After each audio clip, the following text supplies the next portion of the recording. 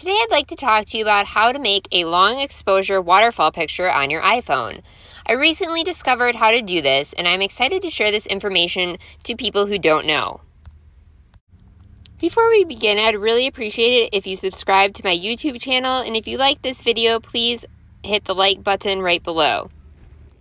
So the first step that you need to take is to take some live photos. In order to take a live photo, you need to turn the live on your phone. So right now, live is on, and if I hit the top circle button, it turns the live off. Now, generally when I'm taking pictures, I personally like to have the live off, but in order to do a long exposure photo, you do need to have the live button turned on. So I've already taken some live photos of some waterfalls to share with you today. You can tell that this is a live photo because of the live button in the upper left-hand corner of the screen.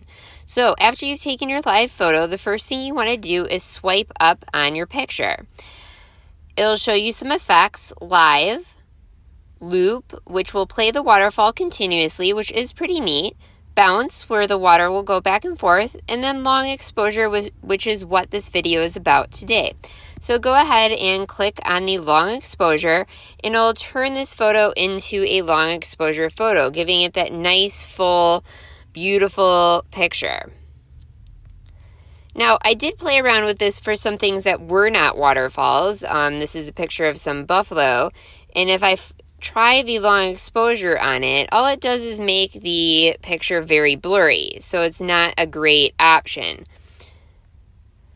This is at Spray Falls, and this was super zoomed in because where I was, you're really far away. So the picture quality here isn't so great, but when you turn it into a long exposure, again, you're going to swipe up on that picture and click long exposure. It does make that picture look just a little bit nicer, as the zoom isn't so great on the iPhone.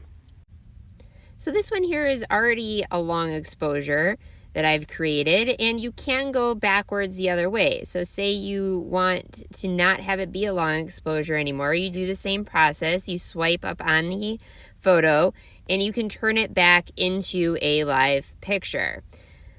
You can also try out the loop feature and have your waterfall continuously play. So I've tried the long exposure option with other live photos with waterfalls and another object, in this case my little dog Zen. And unfortunately, when you turn this into a long exposure, all it does is make that object very blurry, making a useless photograph. So at this point, the only thing that I've found works with a long exposure photo on the iPhone is a waterfall picture. If you found other things that long exposure is really good at, please let me know in the comments. I am learning as well.